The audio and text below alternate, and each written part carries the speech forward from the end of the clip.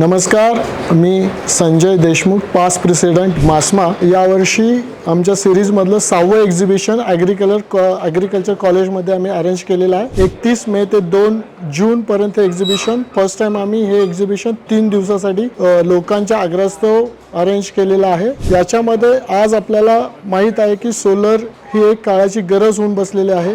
याच्यामध्ये शेतकरी म्हणजे घरगुती यूजपासून इंडस्ट्रियल यूजपासून शेतकऱ्यांच्यापर्यंत आज सर्वत्र वेगवेगळ्या स्कीम्स लॉन्च झालेल्या आहेत, ज्याच्यामध्ये आपल्याला सर्व प्रकारच्या सोर्सेस म्हणजे बऱ्याच लोकांना माहीत नसतं की कोणत्या स्कीम्स आहेत। या स्कीम्सची माहिती तुम्हाला एक्झिबिशनमध्ये मिळेल, कोणते सोर्स आहेत त्याची माहिती तुम्हाला एक्झिबिशनमध्ये मिळेल।